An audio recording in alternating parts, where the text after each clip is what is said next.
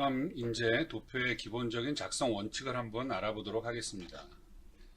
우선 도표는 그 과학기술문의 작성 목적에 따라서 그리고 이제 그 필자가 갖고 있는 자료의 성격에 따라서 가장 적절한 것을 선택해야겠죠. 쓸데없는 많은 도표를 활용한다든가 또 필요의 이상의 정보를 제공해서 더 독자를 헷갈리게 한다든가 이러하면 안 되겠습니다. 그래서 기본적으로 가장 적절한 것을 그 필자가 선택을 해야 되고요. 기본적으로 도표를 통해서 자료를 표시하는 방법은 크게 이제 두 가지, 표, 그 다음에 그래프나 이런 것들을 포함한 그림, 이렇게 크게 이제 두 가지로 나눌 수가 있습니다.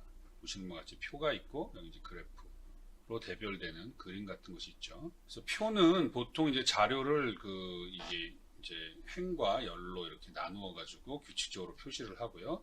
그림은 표를 제외한 그래프, 다이어그램, 사진, 그 다음에 이제 그 필자가 직접 작성한 어떤 도식화 그림, 일러스트레이션 이런 것들을 의미한다고 할 수 있겠습니다. 그래서 표는 그림보다 복잡하고 방대한 자료를 정확하게 이렇게 기술할 수가 있고 한눈에 알아볼 수가 있죠. 근데 이제 이것은 직관적으로 파악할 수는 없죠. 증가를 한다든가 이렇게 관계를 파악한다든가 하긴 좀 어렵기 때문에 이러한 그림을 통해서는 독자들이 쉽게 감수하는구나, 선형 관계구나, 2차원적인 관계구나, 이런 것들을 직관적으로 둘 간의 관계가 어떻구나 이런 것을 직관적으로 파악할 수 있게끔 합니다. 그러나 이제 이러한 그 도표 작성의 원칙은 원칙일 뿐입니다. 그래서 최종 의사결정 어떤 그 도표를 작성하고 그 안에 어떻게 그 도표를 어떻게 구성할 것이고 어떤 것을 선택하는지는 모든 책임은 누가 지죠? 필자, 과학기술문을 작성하는 사람이 지게 되고 그것에 따라서 독자들에 의해서 평가를 받겠죠. 그래서 이것은 기본적으로 저는 원칙을 알려드리는 것이지 이것을 반드시 외워서 꼭 이렇게 해야 된다. 열과 행으로 구성돼야 된다. 꼭 XY축으로 이렇게 제가 강제하는 것은 아닙니다. 그러니까 원칙은 원칙일 뿐이라는 것은 알아두시되 기본적인 어떤 수칙들은 좀 지켜주는 것이 도움이 되겠죠. 다음 그 도표의 장점 원칙을 계속해서 좀 알아보면 보통 도표를 작성할 때는 가급적이면 하나로 묶을 수 있는 것은 최대한 묶는 것이 좋습니다. 근데 이제 너무 한 대로 묶어가지고 너무 복잡해지면 그것도 안 되기 때문에 항상 어떻다 이러기보다는 항상 최적화된 그 도표를 작성한다 이렇게 생각하시고 그 판단은 필자들이 경험을 살려서 하는 것이다. 근데 여기 보시면 독자의 입장에서 자료를 작성해야 된다는 것을 꼭 말씀드리고 싶어요. 독자의 눈높이에 주목하세요. 필자 입장에서는 자기가 갖고 있는 데이터라든가 이런 자료들을 다 알려주고 싶겠죠. 그러나 그 글을 읽는 독자 입장에서 그걸 다 알아서 뭐 하겠어요.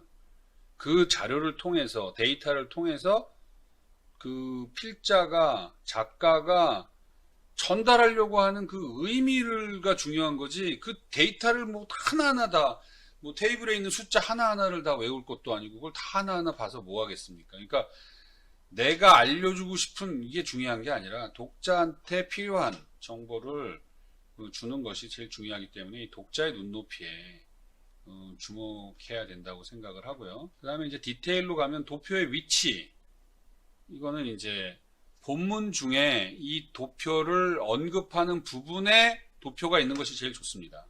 그걸 언급하는 부분에 앞에 놓든 뒤에 놓든 설명하는 어떤 도표를 설명하고 있는데 그 도표가 어떤 과학기술문의 다음 페이지에 나온다 그러면 이렇게 돌려가면서 볼 수는 없는 것이기 때문에 가급적이면 글로 설명이 있는 곳에 도표가 위치하는 것이 좋고 그걸 앞에 뒀느냐 뒤에 뒀느냐 좀 해당되는 과학기술문에서는 일관된 어떤 그 위치 선정만 하면 되지 꼭 앞에 있어야 된다 뒤에 있어야 된다 이것을 정해놓은 바는 아니에요. 그러니까 이제 제일 중요한 것은 독자들이 본문을 읽으면서 도표를 보면서 이제 그 글을 읽을 텐데 이러한 페이지를 넘기는 수고라든가 이러한 것들을 줄일 수 있는 위치를 하면 되겠죠. 그리고 도표가 만약에 너무 커요. 그러면은 이제 만약에 이렇게 보고 있는데 도표가 너무 크면은 이렇게 이제 돌려 넣어야 되는 이런 경우가 있는데 돌려 넣을 때는 어떤 도표의 윗면이 이렇게 돌았을 때 안쪽으로 향하게 배치를 하는 것이 좋습니다. 그래서 도표라는 것이 있을 때 이걸 그대로 이렇게 반시계 방향으로 보통 돌려놓고 이렇게 보는 것인데, 이것도 뭐 원칙은 그렇다는 거지 뭐 꼭 이래야 된다는 법이 정해져 있는 건 아닙니다. 대부분 다 이렇게 하죠. 또 옆으로 돌려 넣어야 하는 경우 페이지 번호도 페이지 번호는 제자리에, 예를 들어서 페이지 번호가 밑에 있어도 도표가 이렇게 들어가도 페이지 번호까지 이렇게 돌아가서 이렇게 써지는 것은 아닙니다. 이러한 기본적인 원칙들은 뭐 지키는 것이 뭐 일반적이죠. 그 다음에 이제 논문이나 보고서에 사용되는 이제 표나 그림이 이제 이 번호를 매기는 넘버링 부분인데, 당연히 표 띄고 2, 뭐 그림 3. 영어로 할 때는 표는 이제 테이블, 그림은 피규어라고 풀네임을 써도 되고, 아니면 약속된 언어 FIG 점이라고 쓰는 경우도 많이 있습니다. 그래서 넘버링을 이렇게 하고, 대개 표에는 이렇게 꺽쇠 표시를 많이 합니다. 근데 이제 본문이 여러 개의 챕터로 구성된 경우에는 앞에 챕터를 쓰고, 이제 그 챕터의 그 어떤 순서에 따라서 3.1, 뭐 3.2, 뭐 이렇게 쓰기도 하는 경우도 있으니까, 이것은 뭐 전체적으로 넘버링을 할 건지 챕터별 넘버링 할 건지는 그건 이제 필자가, 작가가 이제 어떻게 하는 것이 좋은지는 의사결정을 해서 일관된 표기만 해주면 되겠습니다. 근데 이제 이 도표를 우리가 이제 인용을 할 때 언급을 많이 하죠. 그 글 안에서는 뭐, 근데 이럴 땐 뭐 아래의 그림, 뭐 다음의 그림, 위의 그림, 이런 식의 어떤 상대적인 위치를 갖고 있는 그 표현은 적합하지 않습니다. 왜냐하면 편집하다가 그림이라는 건 이제 상당히 면적을 차지하고 있기 때문에 들어갈 수도 있고 안 들어갈 수도 있으니까 위치가 조정이 되기 때문에, 내가 원고를 쓸 때는 아래의 그림이었지만 편집하는 과정에서 이게 위로 갈 수도 있고 하기 때문에 정확한 것은 번호를 사용하는 것이죠. 뭐 그림 3에서와 같이 뭐 이런 식으로 번호를 사용하는 것이 훨씬 더 정확합니다. 그리고 또한 도표는 제목을 반드시 붙여야 됩니다. 그래서 뭐 그림 1, 뭐와 뭐의 비교, 이런 식으로, 뭐 그림이 뭐뭐의 사례, 뭐 이런 식으로 제목을 붙이고, 이 제목은 간결하면서도 서술식이 아니라 어떤 명사형으로 이렇게 끊어지는 개조식으로 많이 쓰거든요. 그래서 이게 내용만 봐도 이해가 갈 수 있는 간결한 표현을 쓰는 게 좋고, 역시 이제 다른 전체적으로 이제 일관성은 있어야 됩니다. 뭐 이런 디테일, 도표의 제목은 번호 다음에 마침표를 찍고 한두 칸 띄운 다음에 쓰고, 제목 끝에는 마침표를 찍지 않는다. 뭐 이런 것들도 참고해 보시고, 도표의 제목이 영문인 경우에는 보통 이제 첫 문자만 대문자로 씁니다. 근데 뭐 이것도 어떤 그 과학 저널 같은 경우에는 모든 그 단어마다 또 대문자로 쓰라고 요구하는데도 있기 때문에, 이런 것들은 좀 내가 이제 실으려고 하는 과학기술문의 그 요령들을 따르면 되겠습니다. 표는 제목 위에다가 이제 주로 제목을 달고요. 그림은 주로 하단에다가 제목을 쓰는 것이 일반적인데, 이것도 뭐 원칙적으로 이렇다는 것이고요. 충분한 공간을 둔다든가 하는 것도 알아둬야 되겠습니다. 그리고 내가 직접 작성한 것이 아니라면 반드시 그 출처를 밝혀야 되고, 만약에 이러한 출처를 밝히지 않고 남의 작성한 그림을 쓴다든가 하면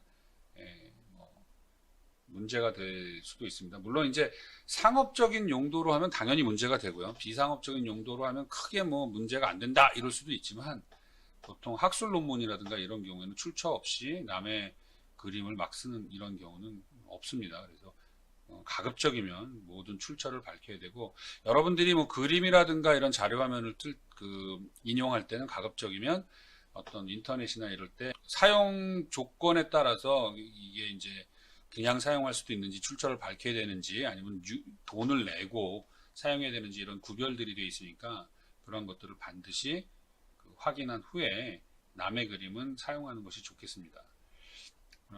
그러면 이제 그 구체적으로 표를 어떻게 작성하고, 그래프 같은 대표적으로 이제 그래프 같은 것들을 어떻게 작성하는지 한번 몇 개의 사례들을 들여가면서 한번 찾아보도록 하겠습니다. 우선 도표의 대표적인 표를 어떻게 작성하는가. 그러니까 표는 많은 양의 정보를 적은 공간에 정확하고 그리고 논리적으로 정리하기 위해서 사용된다. 계속 얘기하고 있습니다.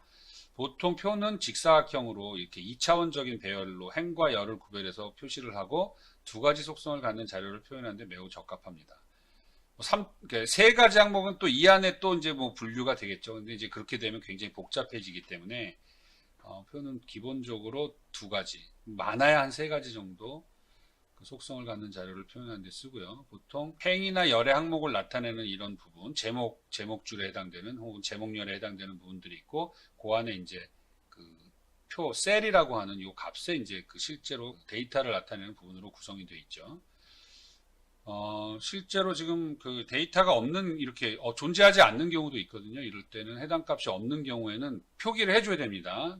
not available 혹은 이런 표시로 아니면 to be determined 혹은 to be decided 뭐 이런 식으로 그 다음에 to be announced 해가지고 뭐 TBA, TBD 뭐 이런 식으로 아니면 미정 이런 표시를 해줘야지 이렇게 브랭크로 놔두면 이거 지금 요 표 2는 잘된 테이블이 아닙니다. 지금 보시면은 여기 이런 표시 아무 표시도 없이 빈칸으로 남아있죠. 이러한 것들은 이런 표시를 해주는 것이 좋습니다. 표에서 사용된 단위 같은 것도 이렇게 제시를 해줘야 되고요. 보통 이런 단위는 그 표의 제목과 그 실제 표 사이에 오른쪽 상단에 지금 이 표는 이제 연도별로 그 도시별로 인구수를 갖다가 이렇게 나타내는데 지금 보시면 뭐 기본적인 그 원칙은 정해 있지만 좀 데이터를 굉장히 알아보기가 힘든 그런 상태죠.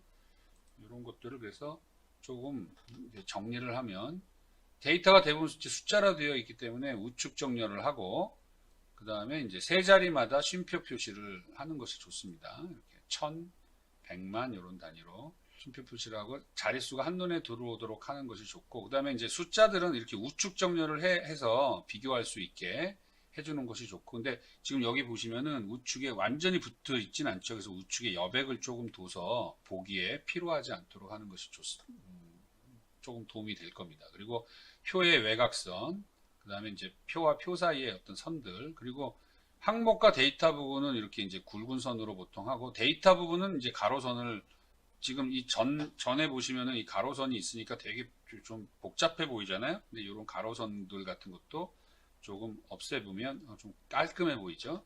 그래서 가독성을 높일 수가 있습니다. 그래서 이 표 3은 아까 표 2에 그 부적절한 부분들을 조금 보기 좋게 가독성을 높이게 좀 이렇게 정리를 한 것입니다. 그래서 우측 정렬도 하고 여백도 주고 세 자리마다 따옴표도 하고 그러니까 보기가 훨씬 더 좋죠. 그리고 좀 이런 그 제목들은 좀 굵은 그 글씨체로 표시를 하고 그다음에 뭐 이렇게 뭐 출처도 좀 굵게 써주고 그러면 훨씬 더 보기 좋다는 것을 알 수 있습니다. 뭐가 뭐 정답이다 뭐 이렇게 할 수는 없지만 가급적이면 이렇게 최대한 내가 할 수 있는 범위 내에서 가독성을 개선하는 것이 좋다고 할 수 있겠습니다. 네, 이번에는 그래프의 종류와 그래프의 작성 방법에 대해서 살펴보도록 하겠습니다. 계속 말씀드렸지만 그래프를 이용하면 표를 이용하는 것보다 직관적으로 데이터를 표현할 수가 있고 또 어떤 표에 있는 그 복잡한 숫자의 나열보다는 좀 비교적 그래프를 보면은 통계적 변화나 비교치 그리고 그 상호 간의 관계들을 좀 쉽게 이해할 수가 있어요.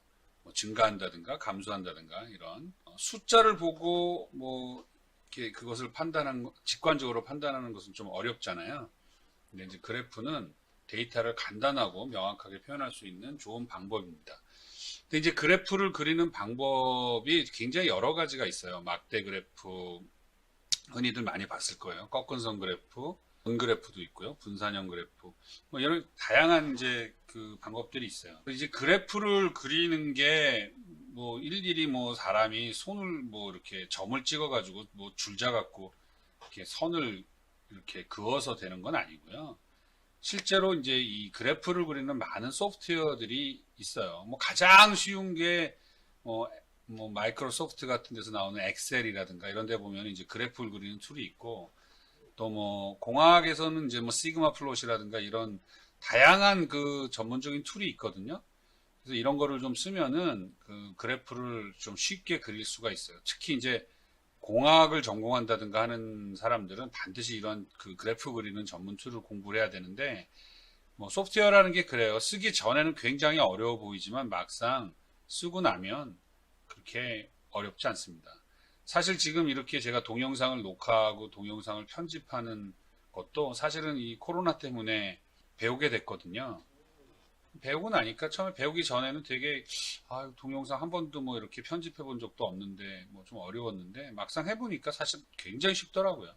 하기가 그렇게 쉬우니까 이제 뭐 누구나 다 이렇게 쉽게 동영상을 편집해서 유튜버 같은 것도 하겠죠. 이런 것처럼 그래프 그리는 것도 사실은 이런 전문적인 툴을 써야 되는데 그것이 그렇게 어렵지 않다는 거. 그래서 두려움을 갖지 마시고 잘 사용을 하면은 좋은 그래프를 작성할 수가 있습니다. 그래서 어떤 그래프가 있는지 한번 쭉쭉 그냥 편안하게 외우지 마시고 한번 살펴보도록 하겠습니다. 막대 그래프는 말 그대로 이렇게 이제 막대처럼 생긴 거죠. 그래서 뭐 1분기부터 4분기까지 뭐 동부, 북부, 서부의 어떤 뭐 경제 규모라든가 뭐 이런 것들을 이렇게 이제 나타내는 이런 그래프입니다. 그래서 막대 그래프는 이렇게 끊어져 있죠. 끊어져 있는 특징이 있습니다. 1사분기와 2사분기가 서로 연결되어 있지는 않아요. 그래서 1사분기의 비교, 2사분기의 비교 이런 식으로 해서 양과 크기를 비교할 때 효과적이고 수평으로 그릴 수도 있고 수직으로 그릴 수도 있고 그건 이제 여러 가지고 여기에 이제 축이 하나가 더 생기면 이제 3차원적으로 보여주는 경우도 있습니다. 공학에서는 이 꺾은 선 그래프를 굉장히 많이 쓰죠. 기술 과학 기술에서는. 그래서 이 꺾은 선 그래프는 뭐냐면 이게 연결돼 있다는 거예요. 그래서 이게 어떤 시간의 흐름이라든가 이런 거에서 여기서부터 일로 이렇게 감소하다가 증가하다 감소하다 이런 식의 표현을 이제 독자로 하여금 전달하고 싶으면 이런 식의 꺾은 선 그래프를 하는 것이 좀 용이하죠. 그래서 시간에 따른 변화 과정이라든가 이 X축이 증가함에 따라서 Y축이 변하는 어떤 변화 내용을 보여주고 싶다면 꺾은 선 그래프가 효과적일 수가 있습니다. 자세한 내용은 이런 것들을 좀 읽어보시면 도움이 될 거고요. 원 그래프도 있죠. 원 그래프는 이제 이 합이 100%에 대해서 각 항목의 비율로 표현할 때 우리가 여론조사를 한다든가 선거 후보별로 득표수를 분석한다든가 이럴 때도 이제 아마 보셨을 거예요. 그래서 과학기술에서도 이런 원 그래프를 많이 씁니다. 근데 이제 너무 세분화돼 갖고 10개, 20개가 되면 이게 보이지도 않고 이렇게 글자를 넣기도 힘들기 때문에 보통 이런 요소들은 한 2개에서 5개 정도가 적절하고 8개를 넘으면 너무 이제 작은 항목들이 나오기 때문에 보통은 너무 많은 그 항목이 있을 때는 쓰질 않습니다. 그리고 각 변수의 절대값 혹은 백분율을 함께 기록해 주면 넓이가 이제 시각적으로 굉장히 큰 비중을 차지하는 것 같이 보이기 때문에 예를 들어서 1분기하고 4분기하고 굉장히 사실은 이 각이 중요하잖아요. 그래서 각이 큰 차이가 없어도 굉장히 넓은 면적을 차지하는 것처럼 이렇게 오해를 불러올 수가 있기 때문에 실제로 이렇게 퍼센트나 개체, 도수 같은 것들을 이렇게 그려주면 더 오해가 없이 정확한 정보를 전달할 수가 있습니다. 분산형 그래프는 이렇게 점을 찍어주는 거죠. 그래갖고 전체적으로 어떤 상관성을 보여준다든가 어떤 관계를 보여준다든가 얼마나 이렇게 흩어져 있는가, 퍼져 있는가 이런 걸 보여줄 때 쓰기도 하고요.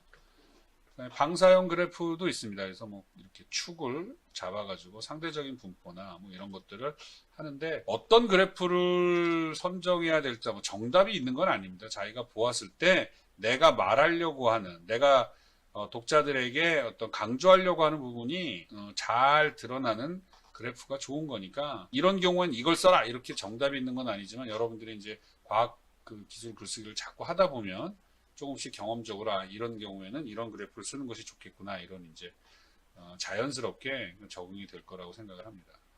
또 이 밖에도 레이더 차트라든가 이제 레이더랑 비슷하게 생겼다고 해서 이건 이제 역시 여러 가지 이제 관점을 이렇게 찍어 놓고 이제 그 관점에 따라서 어떤 항목은 얼만큼 잘 돼 있는지 이런 것들을 보는 거라서 어떤 성질과 능력들을 몇 가지 지표로 종합적으로 패턴에서 하는 건데 이것도 마찬가지로 축이 너무 많으면 복잡하니까 보통 한 대여섯 개 정도가 적합하죠. 또 매트릭스도 같은 경우는 이제 그 2차원 배열 우리가 이제 행렬이라고 하죠. 행렬처럼 이렇게 이제 1사분면, 2사분면 이런 식으로 하든가 1x1, 1x2, 2x1 이런 식으로 영역별 집중도를 나타내기도 하고요. 그 다음에 이제 워터폴이라고 해서 마치 폭포수처럼 이렇게 하는 구성 요소의 차이를 분석하는데 이런 그래프를 사용하기도 합니다. 그래프는 종류가 굉장히 많아요. 그래서 구성 비율 막대, 그렇죠? 이렇게 되면 상대적인 비율을 알 수가 있죠. 비율의 변동 추이를 분석한다든가. 수평 대치 막대는 이렇게 좌우로 해가지고 피라미드 그래프를 해서 구성 패턴을 비교해도 효과적이고 또 플로우트 그래프라고 해서 이건 마치 서로 상반되는 요소를 비교할 때 신호 해석 같은 거에도 많이 쓰고요. 다양한 그래프들이 있기 때문에 이건 여러분들의 선택에 따라서 전문성에 따라서 고르면 됩니다. 그다음에 아이소타입 같은 경우에는 이제 어떤 상징 도형 같은 걸 활용해 가지고 사람이 많은지 동물이 많은지 동물은 어떤 동물이 많은지 이런 걸 이제 이렇게 보면 쉽게 이해할 수가 있잖아요. 그다음에 겐트 차트라고 해서 겐트 차트는 프로젝트 사업 계획을 세울 때 뭐 예를 들어서 주차별 계획을 세우는데 해야 될 잡이 뭐 5가지다. 그럼 5가지는 어느 주차에 이렇게 하는데 뭐 굉장히 많이 쓰는 차트입니다. 그래서 일정 계획을 세워서 진행해서 이제 한 번에 이렇게 일목요연하게 보고 싶다 할 때 쓰는 거니까 연구 계획서나 이런 데는 반드시 들어가고요. 특성 요인도는 이제 피시본이라고 해서 생선 가시 같다 뭐 이래가지고 하는 건데요. 이 특성 요인도 피시본 차트라고 하는 것은 이제 내가 풀어야 되는 문제들과 그 요인들을 이제 크게 그룹핑해서 그 그룹핑한 요인의 이제 구체적인 방법들을 이렇게 도식화하는 거예요. 그래서 그 원인을 찾아내서 실제로 연구를 수행을 해서 그 이제 어떤 문제를 풀어내는데 쓰는 이런 피시본 차트 같은 것도 굉장히 많이 있습니다. 표에 의해서 이제 그래프까지 알아봤죠. 이제는 그 다이어그램이나 사진, 일러스트레이션 뭐 이런 것들을 좀 살펴보도록 하겠습니다. 다이어그램은 다양한 종류의 관계들을 표현하는데 적합한 도표입니다. 여기 지금 전기 회로도 다이어그램, 그 다음에 순서도 플로우 차트 다이어그램을 보이고 있죠. 그래서 다이어그램은 관계도, 전기 회로도, 뭐 알고리즘, 작업 순서나 과정, 흐름도, 뭐 지도, 뭐 이런 거 모두가 다 다이어그램이라고 할 수가 있겠습니다. 이제 이 다이어그램을 적절하게 사용하면은 뭐 흐름이 어떻게 되고 있는지, 서로 관계가 어떻게 되고 있는지, 서로 이제 포함, 종속 관계가 어떻게 되는지, 인과관계 이런 것들을 쉽게 알 수가 있죠. 그래서 적재적소에서 이제 다이어그램도 우리가 활용할 수가 있습니다. 다이어그램을 그릴 때 효과를 이제 극대화하기 위해서는 이제 대신 막 복잡하면은 그 독자들이 따라가기가 힘들죠. 그래서 최소한의 어떤 상징적인 도형 그리고 선을 사용해야 되고 또 그런 도형을 사용할 때는 좀 맥락이 있게 일관성 있는 도형과 선을 사용해야 됩니다. 뭐 선도 뭐 굵기라든가 아니면 뭐 점선을 사용한다든가 이런 것도 다 일관성 있게 사용을 해줘야 독자들이 다이어그램을 통해서 필자가 알려주려고 하는 것을 쉽게 이제 따라올 수가 있기 때문에 간단하게 도식화를 해야 되는 거죠. 이 밖에도 뭐 사진이나 뭐 일러스트레이션 같은 거는 이제 뭐 누군가가 그린 그림들 같은 거죠. 근데 뭐 작품으로서의 그림이 아니라 뭔가를 표시하기, 뭐 포스터 같은 것도 굉장히 일러스트레이션이고 요즘은 이제 뭐 캘리그라프라고 해서 뭐 글자도 이제 그림처럼 이렇게 그리기도 하고 다양한 일러스트레이션이 있잖아요. 이런 것들을 사용할 수가 있는데 뭐 빈센트 반 고흐에 대해서 설명을 할 때는 당연히 뭐 이런 그림을 실제로 인용을 한다든가 뭐 이러면 굉장히 그 도움이 많이 되겠죠. 빈센트 반 고흐의 작품 세계를 설명하는데 이런 그 사진 한 장을 실어주지 않으면 숫자들한테 그림은 알아서 찾아봐라 뭐 이런 좀 강압적인 자세이기 때문에 누가 그러한 그 과학기술문을 좋아하겠습니까? 당연히 직접적인 이런 사진이나 일러스트레이션을 포함하는 게 좋겠죠. 이런 것도 이제 충분히 이제 저작권 같은 것들을 좀 잘 챙기셔서 좋은 정보들을 독자들한테 전달을 해야 됩니다. 사진이나 실제 화면들은 뭐 굉장히 사실적이고 구체적으로 내용을 전달할 수 있는 시각적 표현 방법이라서 독자들은 사진이나 실제 화면들이 있으면 상상할 필요가 없잖아요. 그냥 보면 되니까. 그래서 이런 것도 이제 너무 많이 사용하면은 무슨 뭐 동화책 같겠죠. 그렇지만 이제 적재적소에 적당한 사진이나 뭐 이런 일러스트레이션을 사용하는 것이 좋습니다. 왜냐하면 그것이 가장 정확하기 때문이죠. 그리고 설명하고자 하는 내용을 쉽게 전달할 수도 있고 어떤 여러 장의 사진을 사용하면 어떤 변화 과정까지도 뭐 before and after를 이렇게 한다든가 이런 것도 실감나게 표현할 수가 있습니다. 그리고 이제 너무 이제 내용이 작거나 크거나 뭐 이러면은 이제 모델 사진을 가지고 축소 혹은 이제 확대 모델을 사용하죠. 타이타닉 침몰한 배죠. 이런 모델 사진을 쓴다든가 뭐 다양합니다. 확대 모델 사진 그래서 뭐 분자 뭐 원자 세계를 본다든가 눈에 보이지 않는 이런 것들은 이런 확대 모델을 써야 되겠고 또 실물 크기 모델 사진이나 이제 모조 모형 뭐 이런 사진을 쓰기도 하고 축소 모델을 사용하기도 합니다.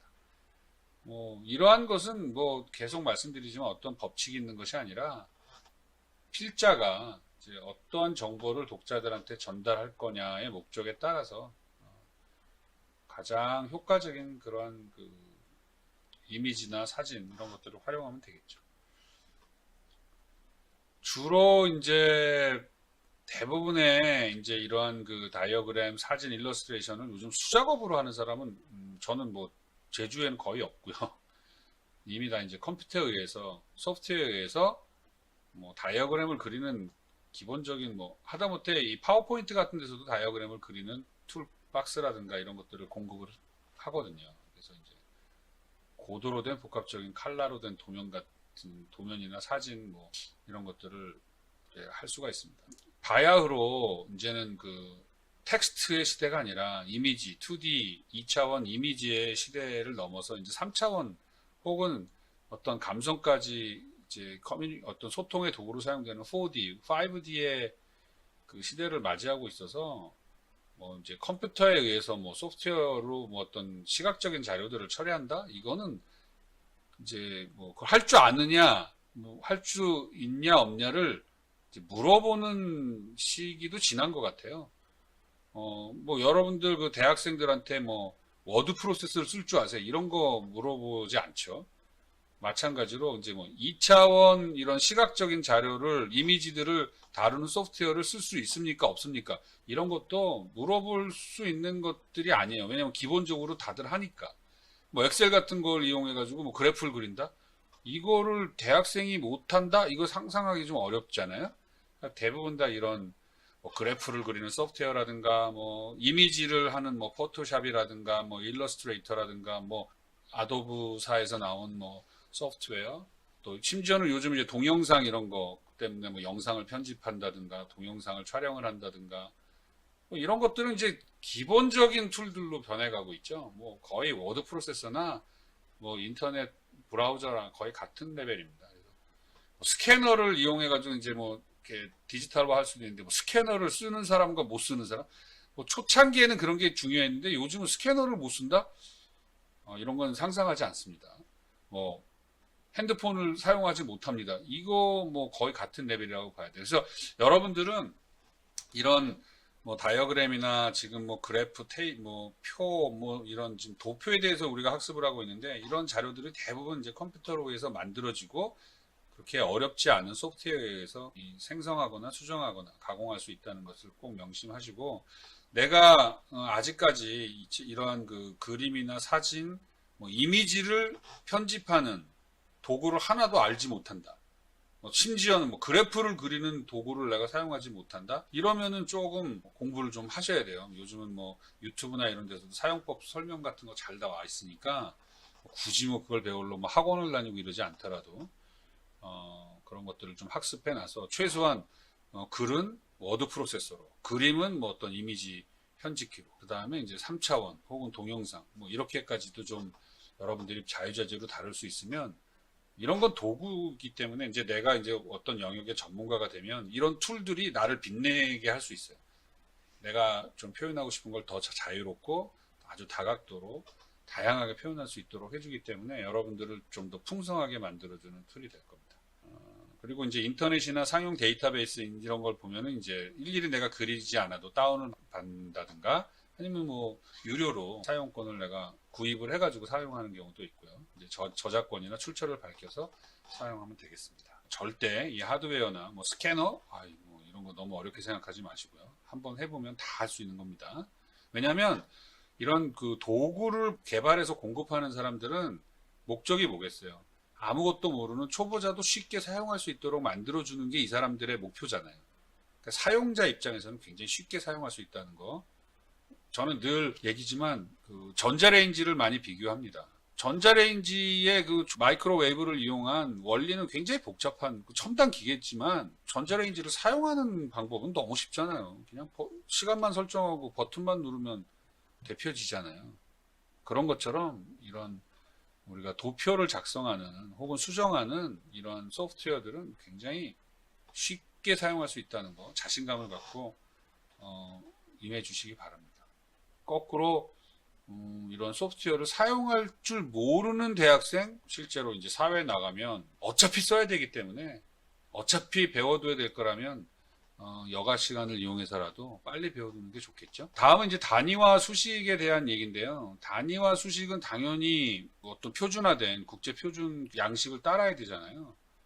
그래서 보통 이제 뭐 길이를 얘기하는데 저 사람은 뭐 미터로 얘기하고 나는 뭐 센티미터로 얘기하고 뭐 이런 식이면 당연히 혼란스러울 수밖에 없잖아요. 그래서 이제 이 SI라고 하는 시스템 인터내셔널 유닛이라고 하는 표준화된 단위 체계를 대부분 다 따르고 있습니다. 물론 이제 가끔 그 영국이나 영연방 국가에서 뭐 조금 다른 거를 쓰기도 할 때가 있어요. 무슨 뭐 파운드를 쓴다든가 무슨 뭐 야드를 쓴다든가 이런 경우는 있는데 뭐 그런 경우 아주 드문 경우를 제외하고는 SI 유닛을 쓰는 것이 일반적입니다. 이 단위가 얼마나 중요하냐면 사실 여러분 단위 다 이거 뭐 얼핏 보면은 다 아는 거잖아요. 뭐 그런가 보다. 근데 제가 한번 문제를 내볼게요. 여러분 그 고등학교 때 그 삼각함수를 배울 때 파이가 180이라고 배운 적 있죠? 이거 혹시 이 오류를 아세요? 파이가 180일까요? 과연? 아닙니다. 파이는 always 언제 어디서나 3.141592예요. 근데 파이가 왜 180일까요? 여기가 단위가 생략돼 있어서 그래요. 파이 레이디안은 180도예요. 즉 3.14 레이디안은 RAD는 180도 디그리예요. 파이가 180이 아니라 파이는 항상 3.14입니다. 그래서 이거를 숫자를 써놓으면 우리가 조금 뭐 쉽게 이해할 수 있지만 이렇게 기호를 쓰는 경우에 굉장히 착각을 뭐 파이가 딴 데서는 3.14인데 무슨 뭐 삼각함수에서는 180이다 이런 게 아니에요. 파이는 언제나 103.14다. 근데 이런 단위가 생략되면 이런 오류들이 생깁니다. 그래서 단위가 얼마나 중요한지 여러분 다시 한번 생각을 하시고 잘 적절하게 이 단위를 과학기술문에서는 사용을 해야 합니다. 그리고 이제 일반적으로 단위와 수식을 쓸 때 규칙들이 있는데 이것도 뭐 항상 그런 건 아니고 일반적으로 이제 뭐 일반적인 규칙 정도로 이해하시면 되겠어요. 뭐 수량을 표시할 때는 아래별 숫자를 쓴다. 숫자로 쓰질 않아. 그러니까 숫자를 쓰지 그거를 뭐 텍스트로 쓰진 않아요. 1이하의 소수점 앞에 반드시 0을 쓰지 0.45 해서 0.45 이렇게 쓰지 않고 분수보다는 소수를 주로 사용하는 것이 일반적이고 그 다음에 이렇게 천 단위마다 이렇게 이제 콤마 표시를 해주고 근데 이런 것도요 이거 저도 한번 경험이 있는데 독일에서는요 이 소수점 대신에 또 이 콤마를 쓰는 유럽 국가들이 상당히 많이 있습니다. 그래서 저도 옛날에 그 프로그램을 한번 짰는데 이거를 모르고 독일에 수출을 했다가 프로그램을 수출한 적이 있거든요. 하나도 이상하게 된다는 거예요. 그래서 보니까 독일이 이 점 대신에 콤마를 쓴다는 걸 보고 제가 기절초풍을 한 적이 있는데 요즘은 이제 그런 것들이 많이 표준화가 돼갖고 그런 혼동이 일어나지는 않지만 그래도 유럽에서는 이 소수점 대신 또 콤마를 찍는 데도 있습니다. 근데 일반적으로는 이제 이렇게 되고요. 그 다음에 수식은 보통 이제 이 equal 는 표시가 나오면 줄을 바꿔 쓰는 것을 원칙으로 하는데 이제 수식이 길어가지고 한 줄을 넘어갈 때는 거꾸로 플러스나 요 기호들이 이제 요 다음 줄에 올 수 있도록 이렇게 바꿔주는 것이 일단 원칙입니다. 그리고 수식 오른쪽에는 이런 식으로 어떤 F equal MA라는 수식이 있잖아요. 그럼 거기 이제 수식에 넘버를 붙여요. 그래서 이제 본문에서 이 수식을 인용할 때는 식 1에 따르면 그래서 1번식이 바로 F equal MA를 가리키는 이런 식으로 이제 보통 과학기술문에서 많이 씁니다. 아주 크거나 작은 수의 표시는 이제 멱수를 이용하는 거죠. 이건 멱수는 배우셨을 거예요.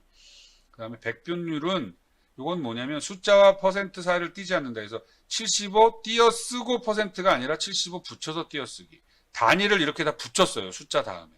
이것도 이제 일반적인 규칙입니다. 제가 요 얘기는 뭐냐면 이제 숫자 0하고 뭐 알파벳 5하고 또 대문자 I하고 뭐 소문자 L하고 이런 차이들이 굉장히 사실은 이제 우리가 과학기술문에서 혼동을 따르기 때문에 이상한 폰트 같은 거 막 쓰면 구별이 안 되거든요. 그래서 0하고 뭐 5를 구별한다든가 이런 건 과학기술문에서 조금 더 원칙을 세워서 좀 써주시면 좋겠어요. 그래서 어떤 거는 뭐 예를 들어서 0에다가 뭐 0 안에다가 이렇게 슬래시 표시를 한다든가 뭐 이런 경우도 있는데 어쨌거나 잘못하면 독자들로 하여금 굉장히 혼란을 일으킬 수 있다는 거 이것도 참고하시고 대략 이런 식의 어떤 룰들을 지켜주면 좀 깔끔한 과학 기술 글쓰기가 된다는 건 알아주시기 바랍니다. 이상 도표에 대한 강의를 마치도록 하겠습니다. 여러분 장시간 수고하셨습니다. 다음 주에 또 뵙도록 하겠습니다.